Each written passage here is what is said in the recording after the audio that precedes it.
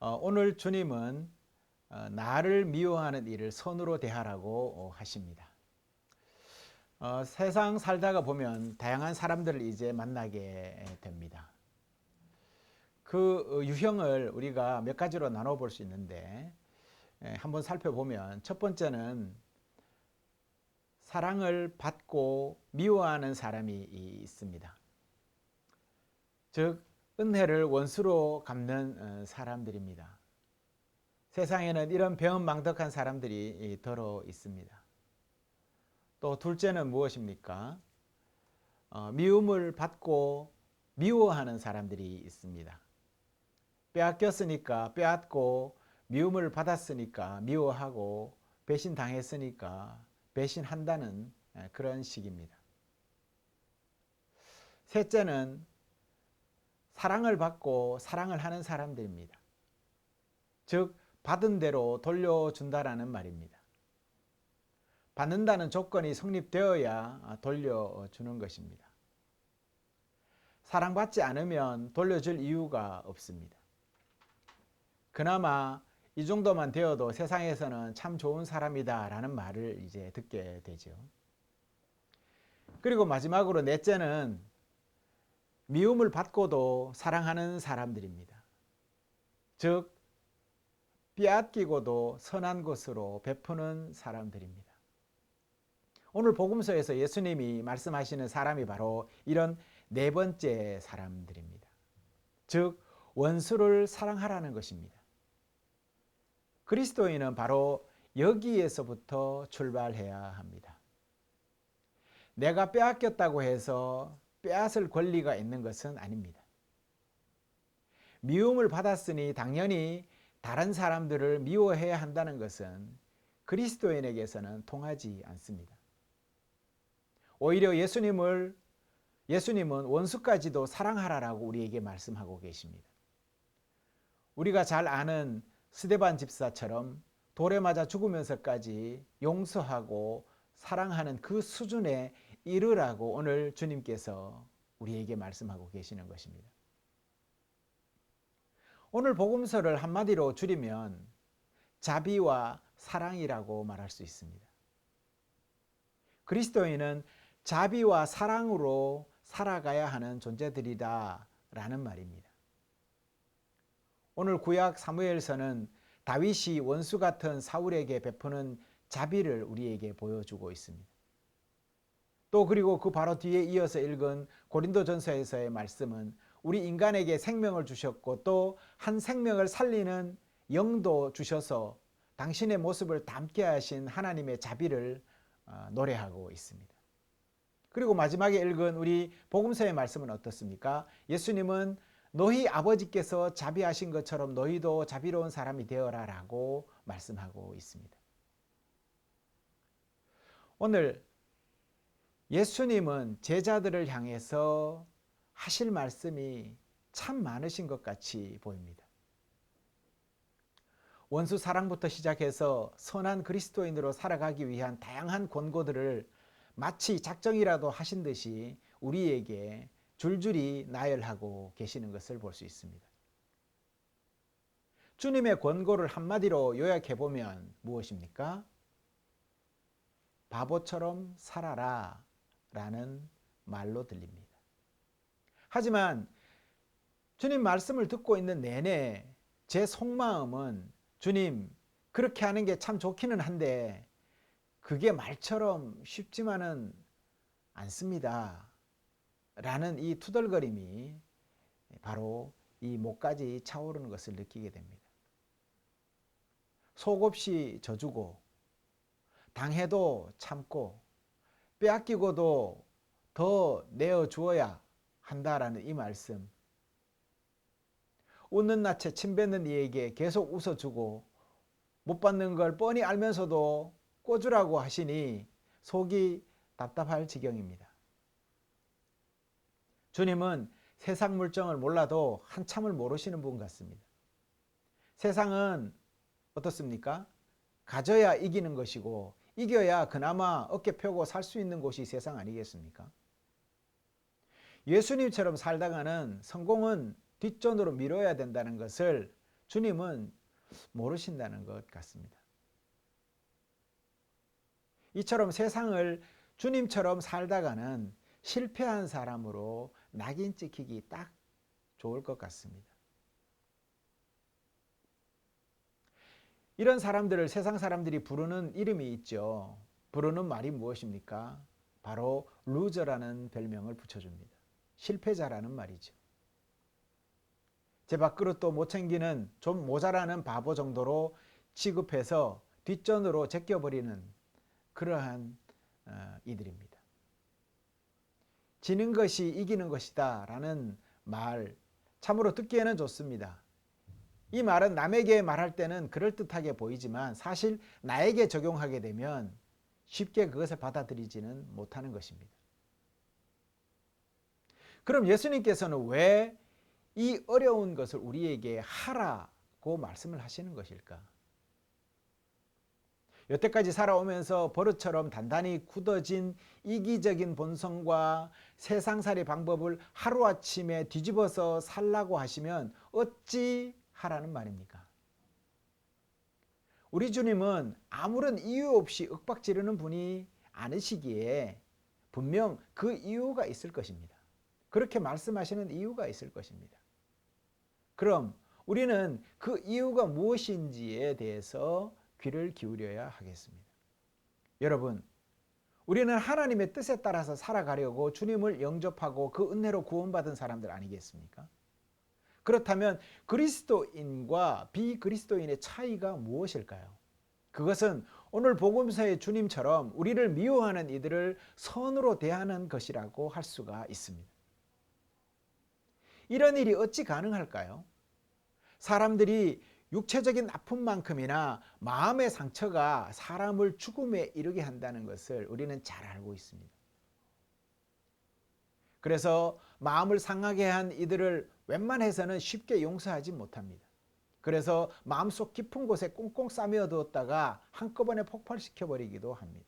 그러다 보니까 어떤 이들은 내 눈에 흙이 들어가더라도 죽기 전에는 이러한 극단적인 언사로 자기 마음의 상처를 이야기하기도 합니다.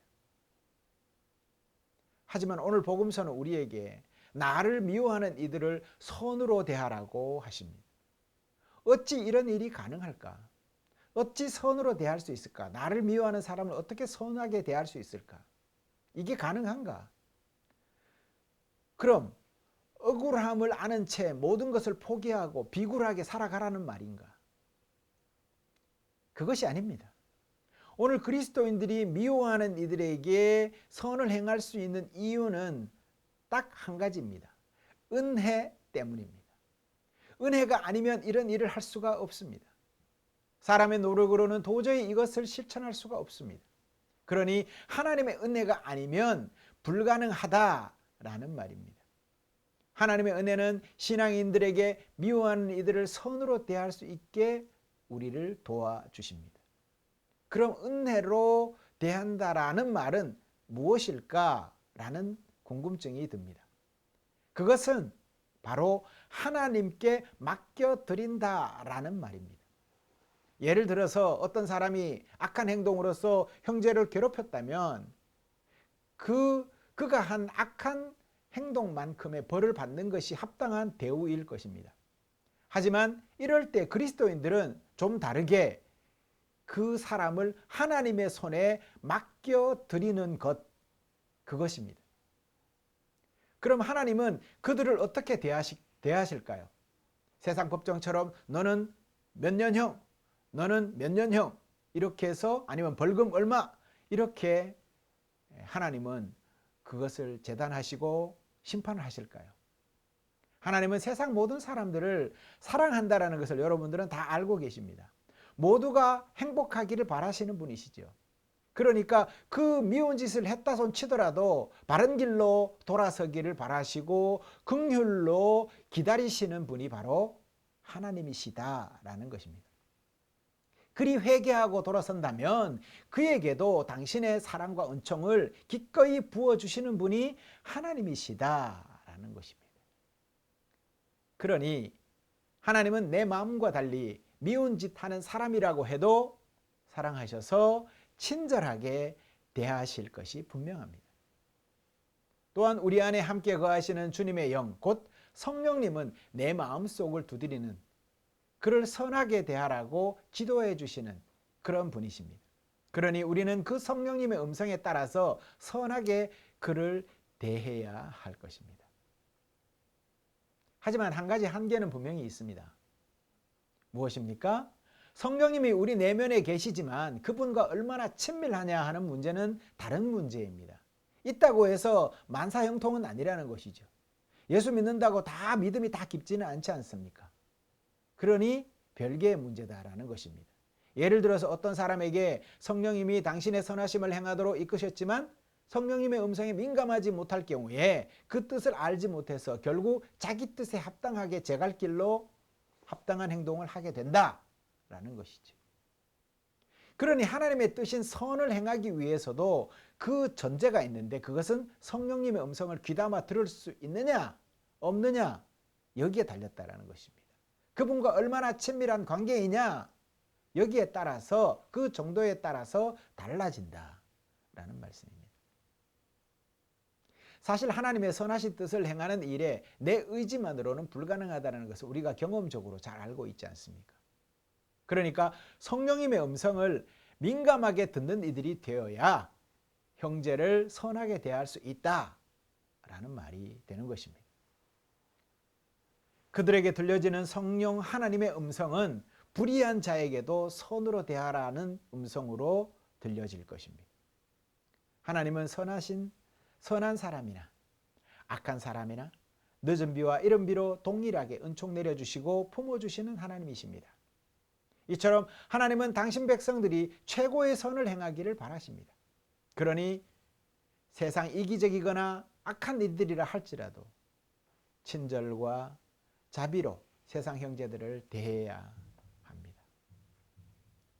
어떤 보상을 기대하고 이런 행동을 한다면 그것은 잘못된 것입니다. 그리스도인은 어떠한 보상도 기대하지 않는 가운데 어렵지만 친절을 행해야 합니다. 그럼 우리가 주님의 말씀대로 해야 할 이유가 무엇 때문일까? 왜 그렇게 해야 되는가? 첫 번째 이유는 예수님이 하라고 하셨기 때문에 해야 하는 것입니다. 오늘 주님이 우리에게 말씀하시지 않습니까? 내 말을 듣고 있는 너희에게 내가 말한다 라고 말하지 않습니까? 이 말은 지금 듣고 있는 제자들뿐만 아니라 지금 이 말씀을 읽고 묵상하고 있는, 또 설교를 듣고 있는 우리 모두에게 하시는 말씀이다라는 것입니다. 하나님의 말씀은 1.1핵도 변하지 않고 사라지지 않는다라고 말씀하셨습니다. 이 말은 듣는 우리가 아무리 죄인이라고 또 약하다고 해도 당신의 그 말을 이루시겠다라는 말씀입니다. 그러니 우리가 하나님의 말씀을 따라야 하는 것은 당연한 것입니다. 둘째 이유가 있습니다. 그것은 우리가 읽은 구약의 다윗의 태도에서 우리가 찾아볼 수가 있는데요. 사무엘상 26장 9절에 이렇게 기록하고 있습니다. 그 어느 누구든지 주님께서 기름 부어 세우신 자를 죽였다가는 벌을 면하지 못한다 라는 말을 했습니다. 다윗은 질투에 사로잡혀서 자기를 죽이려는 사울을 처치할 수 있는 절호의 기회가 주어졌지만 다윗은 사울이라는 악인을 본 것이 아니라 그 사울 뒤편에서 그 사울을 세우신 하나님을 바라보고 있었던 것입니다. 이 세상 모든 사람은 누가 지으셨습니까? 하나님이 지으셨습니다. 그 사람이 밉더라도 그 사람을 지으신 하나님을 볼 수 있는 시선, 그것은 신앙인이 가져야 될 시선이다 라는 가르침입니다. 하나님도 사울을 부르신 것을 후회했다고 하셨습니다. 하지만 비록 후회하신 부름일지라도 이스라엘의 첫 임금으로 사울을 지명하신 분이 하나님이시니 하나님께 대한 존중과 경외심으로 피조물이 지켜야 할 그 선을 넘지 말아야 한다라는 말입니다. 하나님께서 당신이 창조하신 인간뿐만 아니라 모든 피조물을 얼마나 귀하고 소중히 여기시는지 깨달은 이는 하나님께서 귀하고 소중하게 여기는 모든 존재를 귀하고 소중히 받아들이게 되는 것입니다. 그러니 하나님을 믿는 여러분들은 곧 하나님이 지으신 모든 것들을 소중하게 받아들이시는 분들이 되어야 합니다. 그렇게 하나님을 향한 경외심을 드러내게 되는 것입니다. 이렇게 자비를 베푼 덕에 다윗은 이스라엘 역사 중에 가장 존경받는 왕이 되었습니다. 셋째 이유는 무엇입니까? 그 이유의 핵심은 복음서 예수님의 말씀 속에 들어 있습니다. 누가복음 6장 36절에 이렇게 말씀했습니다. 너희 아버지처럼 이렇게 말씀했습니다. 인간은 모든 생물학적으로 부모를 통해서 유전자를 이어받게 되어 있죠. 육체적인 질서가 그렇다면 생각해 보십시오. 영적인 질서는 어떻겠습니까? 영적 질서는 하나님께서 사람을 창조하실 때 당신 형상대로 손수 빚어서 생기를 불어넣어 주셨다고 했지 않습니까? 그러니까 영적 구원의 존재이신 영적 그 뿌리가 되시는 하나님을 닮는 것은 당연한 이치라고 할 수가 있는 것입니다. 비록 세상에 발 딛고 살아가면서 삶에 지치고 찌들어서 하나님의 형상을 발견조차 할 수 없는 모양이 되었다고 해도 여전히 우리 존재 내면 깊숙한 곳에는 하나님의 형상이 숨겨져 있다라는 말입니다. 그래서 예수님은 우리에게 너희 아버지께서 자비하신 것처럼 너희도 자비로운 사람이 되어라 라고 누가복음 6장 36절에서 말하고 있는 것입니다. 이 말씀은 곧 우리 내면에 하나님의 진리와 자비의 씨앗이 심겨져 있다라는 말입니다. 고린도전서에서 바울 사도는 흙으로 빚은 그 사람의 형상을 우리가 입은 것과 같이 우리는 또한 하늘에 속한 그분의 형상을 입을 것이다. 이렇게 말을 했습니다. 고린도전서 15장 49절에 그렇게 얘기했습니다. 그러면서 우리가 자비로운 사람이 될 수밖에 없는 존재다라고 이야기를 하고 있는 것입니다. 하나님을 닮았으니 당연히 자비로운 존재가 되는 것이지요. 그러니 오늘 예수님께서 우리에게 들으라고 하신 어렵고 많은 요구들, 즉 뺨을 때리는 사람에게 다른 쪽 뺨도 돌려대고 겉옷을 빼앗는 사람에게는 속옷도 거절하지 말라라는 답답하고 부담스러운 이 요구 앞에서 그래, 우리 하나님이 바로 이런 분이시구나 라고 하면서 신앙인으로서 세상 속에서 어떻게 살아야 하는지를 성찰하는 여러분들이 되어야 되겠습니다. 이처럼 제 밥그릇도 못 챙기고 자기조차도 보호하지 못하는 모자라는 바보 같은 바로 그분이 누구십니까?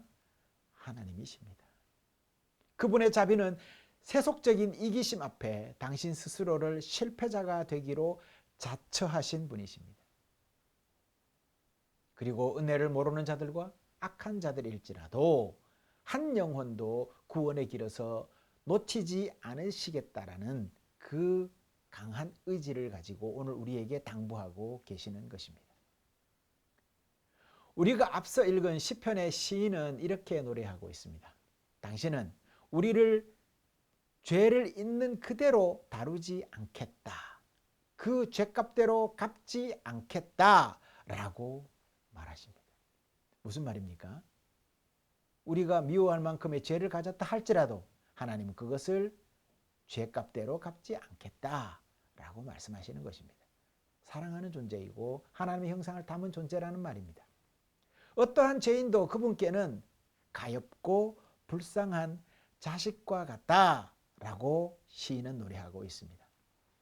산상교회 성도 여러분, 온 세상 모두를 구원하시는 당신의 무기는 바로 무엇입니까? 자비와 사랑입니다. 그러니 오늘 우리도 그분이 우리에게 베푸신 자비와 사랑을 기억하면서 자비와 사랑의 사람이 되게 해주실 것을 간구해야 하겠습니다. 나를 미워하는 이들을 위해서 기도합시다. 이 기도는 내 본성 속 복수의 칼을 부서뜨리고 악에게 맞서 우리가 당당히 사랑의 힘으로 자비를 행할 수 있도록 이끌어 주실 것입니다. 한 주간 세상 속에서 살아가실 성도 여러분께 부탁드립니다. 부디 각자의 삶의 자리에서 선으로 악을 이기십시오. 나를 미워하는 자를 선으로 대하며 자기 삶의 자리에서 하나님의 선하신 사랑과 은혜를 향기롭게 드러내는 모든 분들 되시기를 간절히 축원합니다. 기도하시겠습니다.